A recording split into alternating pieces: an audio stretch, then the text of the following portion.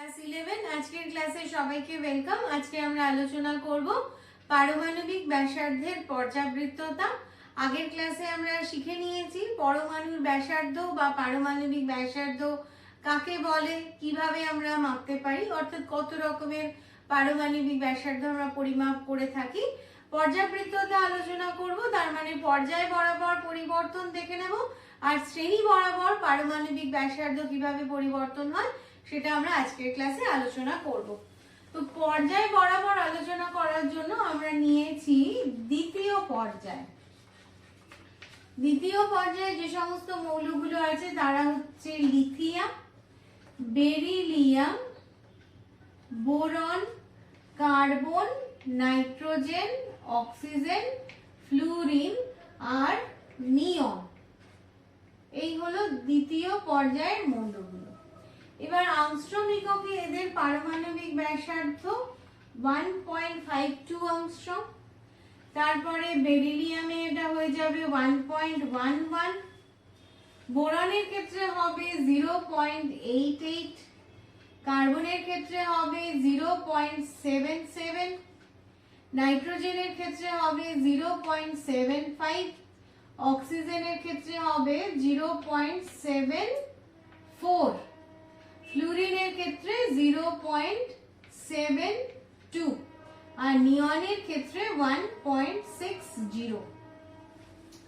এই হচ্ছে আংস্ট্রম এককে এদের পারমাণবিক ব্যাসার্ধ। লিথিয়ামের 1.52, বেরিলিয়াম 1.11, বোরন 0.88, কার্বন 0.77, নাইট্রোজেন 0.75, অক্সিজেনে 0.74, ফ্লুরিনের কত আমরা করলাম 0.72 এবং নিয়নের ক্ষেত্রে পেলাম আমরা 1.60। এই হচ্ছে আংস্ট্রম এককে এদের পারমাণবিক ব্যাসার্ধ।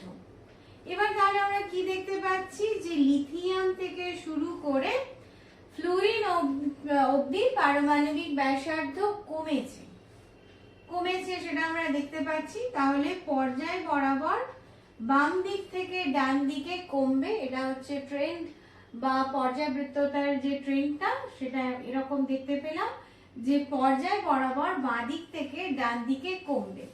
এক্ষেত্রে নিয়নের ক্ষেত্রে দেখতে পাচ্ছি কি আমরা কমছে এই পর্যন্ত, ফ্লুরিন পর্যন্ত। নিয়নের ক্ষেত্রে বেড়ে গেছে, তার কারণ হচ্ছে নিয়নের ক্ষেত্রে আমরা সমযোজী ব্যাসার্ধ মাপতে পারিনি, আমরা মেপেছি ভ্যান ডার ওয়ালস ব্যাসার্ধ। যেহেতু নিয়ন কারোর সাথে যৌগ গঠন করে না, সেই কারণে আমরা নিয়নের সমযোজী ব্যাসার্ধ মাপতে পারিনি, আমরা মেপেছি ভ্যান ডার ওয়ালস ব্যাসার্ধ। আর ভ্যান ডার ওয়ালস ব্যাসার্ধ সমযোজী ব্যাসার্ধ হচ্ছে বড়, সেই কারণে নিয়নটা বেশি হয়েছে। এটাও একটা প্রশ্ন আসে যে এই যে ট্রেন্ডটা আমরা দেখতে পেলাম এখানে হঠাৎ করে বেড়ে গেল কেন। আরেকটা প্রশ্ন আসে এই যে পর্যায় বরাবর পারমাণবিক ব্যাসার্ধ কমছে এটাও কেন হচ্ছে, এটা কেন হচ্ছে আমরা এবার ইলেকট্রন বিন্যাস দিয়ে ব্যাখ্যাটা করব আমরা। তাহলে এখানে দেখতে পাচ্ছি লিথিয়ামের কটা ইলেকট্রন 2 1, বেরিলিয়ামের ক্ষেত্রে 4টে ইলেকট্রন 2 2, এই কক্ষগুলো কে এল, তাহলে 2 1 2 2। এক্ষেত্রে বোরনের ক্ষেত্রে হয়ে যাবে 2 3, কে কক্ষে দুটো, এল কক্ষে 3টে, কার্বনের ক্ষেত্রে 2 4, নাইট্রোজেনের ক্ষেত্রে 2 5 আর অক্সিজেনের ক্ষেত্রে 2 6, ফ্লুরিনের ক্ষেত্রে 2 7, নিয়নের ক্ষেত্রে 2 8। অর্থাৎ এক্ষেত্রে কে কক্ষে দুটো ইলেকট্রন তো ছিলই এবং এল কক্ষে একটা করে ইলেকট্রন বাড়ছে। এখানে একটা, একটা, দুটো, 3 4 5 6 7 8। এই হলো এদের ইলেকট্রন বিন্যাস। কি দেখতে পাচ্ছি আমরা, ইলেকট্রন বেড়েছে এল কক্ষে এবং সেই সঙ্গে সঙ্গে নিউক্লিয়াসে প্রোটনও বেড়েছে। তো ইলেকট্রন বৃদ্ধি পেয়েছে এবং প্রোটনও বৃদ্ধি পেয়েছে, কিন্তু নতুন কোনো কক্ষ অ্যাড হয়নি। তার ফলে কি হয়েছে যে সর্ববহিস্থ যে কক্ষপথ অর্থাৎ এক্ষেত্রে এল কক্ষপথের ওপর নিউক্লিয়াসের আকর্ষণ বল অনেক বেড়েছে এবং সেই কারণে এল কক্ষটা সংকুচিত হয়ে গেছে। তাই আমরা দেখতে পাচ্ছি কি যত আমরা বাঁদিক থেকে ডান দিকে গেছি একই কক্ষে অর্থাৎ এল কক্ষে ইলেকট্রন যোগ হতে হয়েছে, প্রোটনে পারমাণবিক ক্রমাঙ্ক বৃদ্ধি পেয়েছে। নিউক্লিয়াসের পরমাণু ক্রমাঙ্ক বৃদ্ধি পাওয়ার জন্য আকর্ষণ বল বৃদ্ধি পেয়েছে, বহিস্থ কক্ষের ইলেকট্রনকে নিজের দিকে বেশি আকর্ষণ করেছে, তার ফলে বহিস্থ কক্ষটা সংকুচিত হয়ে গেছে। এই হলো পর্যায় বরাবর যে আমরা ট্রেন্ড দেখতে পেলাম, অর্থাৎ বাঁ দিক থেকে ডান দিকে পারমাণবিক ব্যাসার্ধ হ্রাস পেল। তার কারণ সন্ধিগত মৌল বা ডি ব্লক মৌলগুলোর ক্ষেত্রে কি দেখতে পাবো আমরা, সন্ধিগত মৌলের যে সাধারণ ইলেকট্রন বিন্যাস সেটা n-1d1,2,10 ns1,2,2, এই হচ্ছে এদের সাধারণ ইলেকট্রন বিন্যাস। যত ইলেকট্রন সংখ্যা বাড়ে অর্থাৎ পরমাণু ক্রমাঙ্ক যত বাড়ে তত এক্সট্রা ইলেকট্রন ঢোকে এই ভেতরের ডি কক্ষে। লাস্ট কক্ষপথে এই দুটো ইলেকট্রন একটা বা দুটো ইলেকট্রন থাকে এবং ভেতরের কক্ষে ইলেকট্রন প্রবেশ করে। আর ডি কক্ষের আবরণী ক্ষমতা কম, ডি কক্ষের আবরণী ক্ষমতা বা স্ক্রিনিং এফেক্ট কম।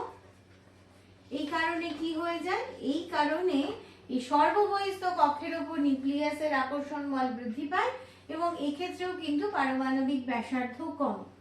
ল্যান্থানাইডস গুলোর ক্ষেত্রে আমরা কি দেখতে পাই, ল্যান্থানাইডস এর ক্ষেত্রে যেটা দেখতে পাই, এদের সাধারণ ইলেকট্রন বিন্যাস n-2 f 1 থেকে 14, n-1d হবে এখানে, n-1d 0 to 1 ns2, এই হচ্ছে সাধারণ ইলেকট্রন বিন্যাস। এক্ষেত্রে যেটা দেখতে পাই যে যত ইলেকট্রন বৃদ্ধি পায় পরমাণু ক্রমাঙ্ক বৃদ্ধির সাথে সাথে এক্সট্রা ইলেকট্রনটা কোথায় প্রবেশ করে, এফ উপকক্ষে প্রবেশ করে এবং এফ কক্ষের আবরণী ক্ষমতা সবচেয়ে কম।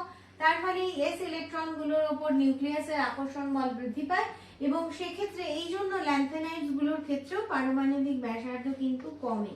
এইকেই বলে ল্যান্থানাইড সংকোচন। এই কারণেই ল্যান্থানাইডস গুলোর পারমাণবিক ব্যাসার্ধ কম হয়।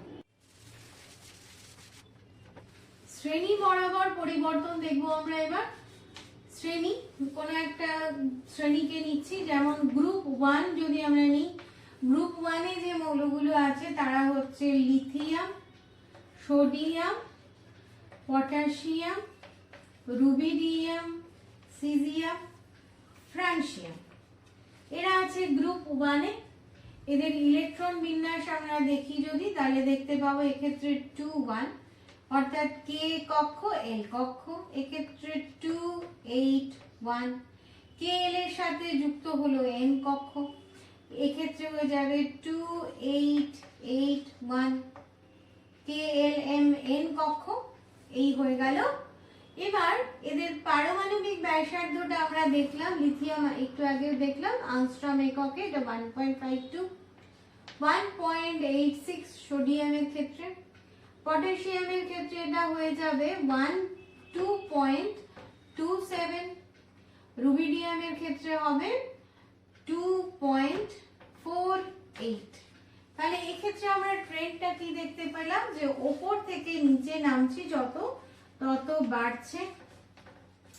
এই বাড়ার কারণটা কি, এই বাড়ার কারণ হচ্ছে আমরা দেখতে পাচ্ছি যে প্রোটন সংখ্যা বেড়েছে, সেই সঙ্গে ইলেকট্রন সংখ্যাও বেড়েছে, কিন্তু বাড়ার আসল কারণটা নতুন একটা করে কক্ষ অ্যাড হয়েছে। তাহলে এক্ষেত্রে এম কক্ষ অ্যাড হয়েছে, এক্ষেত্রে এন কক্ষ অ্যাড হয়েছে। এই ক্ষেত্রে নতুন একটা করে যে কক্ষ অ্যাড হয়েছে এবং তার জন্য যে ব্যাসার্ধ বৃদ্ধি পেয়েছে সেটা কিন্তু পরমাণু ক্রমাঙ্ক বৃদ্ধি পাওয়ার চেয়েও বেশি হয়েছে। সেই কারণে আমরা এক্ষেত্রে শ্রেণী বরাবর যে ট্রেন্ডটা দেখতে পাচ্ছি সেটা হচ্ছে ওপর থেকে নিচে বাড়ছে। তো হ্যালোজেন মৌলগুলোর ক্ষেত্রে যদি ক্রমটা আমরা দেখি তাহলে কি দেখতে পাবো, হ্যালোজেন হচ্ছে ফ্লুরিন, ক্লোরিন, ব্রোমিন, আয়োডিন। এই এবার এদের ওপর থেকে নিচে তাহলে বাড়বে বাড়বে। যদি তাহলে প্রশ্ন আসে যে পরমাণু ক্রমাঙ্ক পারমাণবিক ব্যাসার্ধের ঊর্ধ্বক্রমে সাজাও, ঊর্ধ্বক্রম মানে ছোট থেকে বড়, তাহলে কি দেখতে পাবো আমরা যে ফ্লুরিন সবচেয়ে ছোট, তারপর ক্লোরিন, তারপর ব্রোমিন, তারপর আয়োডিন সবচেয়ে বড়। তাহলে শ্রেণী বরাবর ট্রেনটা আমরা কি মনে রাখবো, ওপর থেকে নিচে বাড়বে। পর্যায় বরাবর ট্রেনটা কি হয়ে যাবে, পর্যায় বরাবর বাম দিক থেকে ডান দিকে গেলে পারমাণবিক ব্যাসার্ধ কমবে। এবার আমরা দেখব আয়নীয় ব্যাসার্ধ। আয়নীয় ব্যাসার্ধ কি জিনিস, আয়ন যখন কোনো পরমাণু ইলেকট্রন এক বা একাধিক ইলেকট্রন বর্জন করে, এক্স একটা পরমাণু এ কি করলো, এন ইলেকট্রন ত্যাগ করলো, তাহলে কি হয়ে যাবে, এক্স এন প্লাস হয়ে যাবে, প্লাস এন ই হয়ে যাবে, এই হয়ে যাবে। এটা ক্যাটায়ন বলে, যখন ইলেকট্রন বর্জন করে তখন ক্যাটায়ন উৎপন্ন হয়। আরেকটা মূল্য ওয়াই, এ যদি ইলেকট্রন গ্রহণ করে অর্থাৎ প্লাস এন ইলেকট্রন, তখন এ হয়ে যাবে ওয়াই এন মাইনাস, এ হয়ে গেল অ্যানায়ন। তাহলে আয়ন দু রকম, একটা ক্যাটায়ন একটা অ্যানায়ন। এবার আয়নীয় ব্যাসার্ধের সংজ্ঞা কি হয়ে যাবে, কেলাস অবস্থায় একটা আয়নের যতদূর অবধি তার চার্জ থাকবে সেটাই হয়ে কেন্দ্র থেকে, আয়নের কেন্দ্র থেকে তার চার্জ যতদূর অবধি কার্যকরী হয়ে যাবে সেটাই হয়ে যাবে তার আয়নীয় ব্যাসার্ধ। কেলাস অবস্থায়, এটা কিন্তু মনে রাখতে হবে। এবার আমরা সোডিয়াম ক্লোরাইডের ক্ষেত্রে দেখতে পাই NaCl, এক্ষেত্রে দুটো আয়ন আছে, একটা ক্যাটায়ন একটা অ্যানায়ন। তো cation Na plus, anion Cl minus. এদের মধ্যে দূরত্ব যেটা দেখতে পাওয়া যায় সেটা হচ্ছে 2.76 আংস্ট্রম। এবং পরীক্ষা করে দেখা গেছে যে Na প্লাস এর ব্যাসার্ধ 95 আংস্ট্রম, তাহলে Cl মাইনাস কত হয়ে যাবে, Na প্লাস ইকুয়াল টু যদি 95 হয়ে যায়, Cl মাইনাস হয়ে যাবে 1.81 অ্যাংস্ট্রম। এই হয়ে গেল সোডিয়াম ক্লোরাইডের ক্ষেত্রে দুটো আয়ন রয়েছে, একটা ক্যাটায়ন এবং একটা অ্যানায়ন, এদের আয়নীয় ব্যাসার্ধ একটা দেখতে পাচ্ছি আমরা 0.95 অ্যাংস্ট্রম, আর একটা দেখতে পাচ্ছি আমরা 1.81 অ্যাংস্ট্রম। আয়নীয় ব্যাসার্ধ রিলেটেড কিছু পয়েন্ট এবার আমরা আলোচনা করব, সেটা হচ্ছে ক্যাটায়নের আকার ছোট, অর্থাৎ পরমাণু থেকে যখন ক্যাটায়ন তৈরি হয় তখন আকার ছোট হয়ে যায়। যেমন লিথিয়ামের ক্ষেত্রে আমরা দেখেছিলাম ব্যাসার্ধ ছিল 1.52, লিথিয়াম প্লাসের ক্ষেত্রে সেই ব্যাসার্ধটা কমে গিয়ে হয়ে যাবে 60 আংস্ট্রম। তাহলে এগুলো আমরা আংস্ট্রম এককেই মেজার করছি।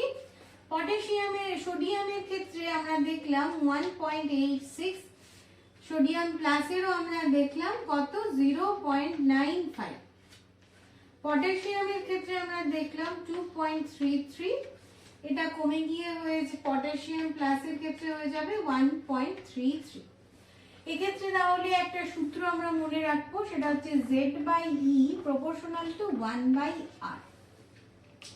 এই সূত্র অনুযায়ী ক্যাটায়নের আকার ছোট হয়ে যাবে। তার কারণ কি, আমরা এখানে দেখতে পাচ্ছি লিথিয়ামে তিনটে ইলেকট্রন, লিথিয়াম প্লাসে দুটো ইলেকট্রন, তো প্রোটন সংখ্যা তো কমেনি, ইলেকট্রন সংখ্যা কমেছে।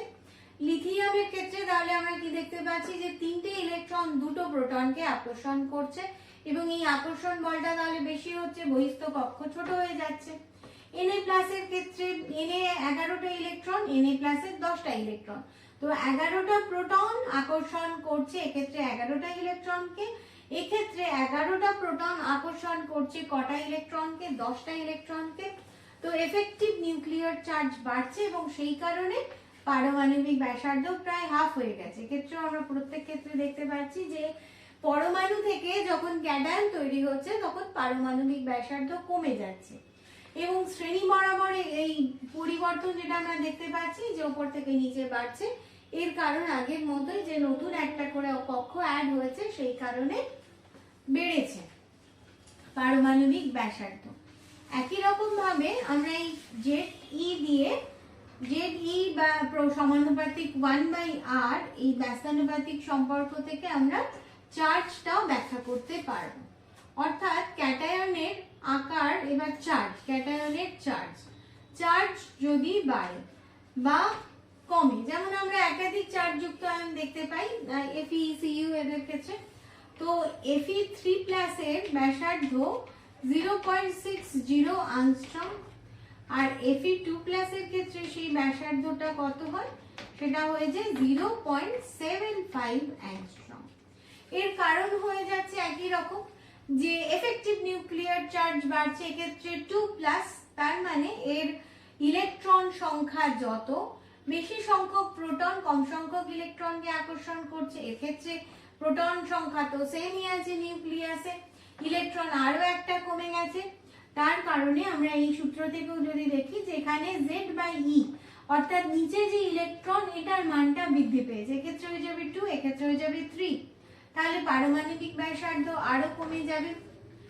শ্রেণী বরাবর পরিবর্তন দেখলাম আমরা, পর্যায় বরাবর যদি দেখি তাহলে কি দেখতে পাবো, একটা অ্যানায়নের ক্ষেত্রে কি দেখবো, অ্যানায়নের ক্ষেত্রে কিন্তু আকার বাড়বে, তাহলে অ্যানায়নের আকার বড় হবে। যেমন নাইট্রোজেনের একই পর্যায়ের মৌল আমরা দিকে যদি তাকাই, নাইট্রোজেন 3- বড়, তারপরে আছে O2-, এরপরে আছে F-। এরা সবাই সম ইলেকট্রনিক অর্থাৎ আইসো ইলেকট্রনিক, একই সংখ্যক ইলেকট্রন এদের। এক্ষেত্রে নিউক্লিয়াসের প্রোটন সংখ্যা নাইট্রোজেনের ক্ষেত্রে 7, অক্সিজেনের 8, ফ্লুরিনের ক্ষেত্রে 9। তো নিউক্লিয়ার চার্জের দিকে যদি আমরা তাকাই তাহলে কি দেখতে পাচ্ছি, যে প্রোটন সংখ্যা বেড়েছে, কিন্তু এক্ষেত্রে ইলেকট্রন সংখ্যা যেহেতু বেশি হয়েছে, 10টা ইলেকট্রন, বাইরের ক্ষেত্রে প্রত্যেকটা ক্ষেত্রে 10টা ইলেকট্রনই আছে, বাইরের কক্ষে 8টা ইলেকট্রন আছে, কে কক্ষে 2টো আর এল কক্ষে 8টা ইলেকট্রন আছে। কিন্তু যত এই যে চার্জটা যত বেড়েছে তত কি হবে, তত বিকর্ষণ, ইলেকট্রন গুলোর মধ্যে বিকর্ষণ কাজ করবে এবং সেই কারণে N3- সবচেয়ে বড়, তারপরে O2-, তারপরে F-। এ হলো একই পর্যায় বরাবর। শ্রেণী বরাবর যদি আমরা দেখি, যে হ্যালোজেন শ্রেণীটাকে যদি নিয়ে নিই আমরা, তাহলে দেখতে পাচ্ছি F-, Cl-, Br-, I-। এই হয়ে গেল এদের পারমাণবিক ব্যাসার্ধ, কিন্তু ওপর থেকে নিচে বাড়বে। তার কারণ কি, তার কারণ নতুন করে একটা কক্ষ যোগ হয়েছে। পারমাণবিক আয়তন, পারমাণবিক আয়তন কাকে বলে,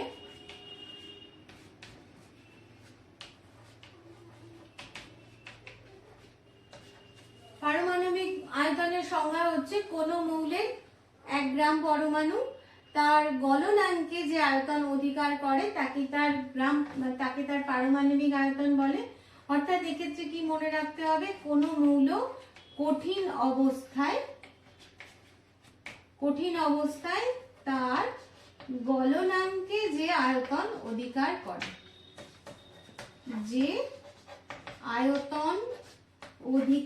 করে, এটাই হয়ে গেল পারমাণবিক আয়তন। আমরা পারমাণবিক আয়তনকে পরিমাপ করি কিভাবে, পারমাণবিক আয়তনকে কোন মৌলের গ্রাম পারমাণবিক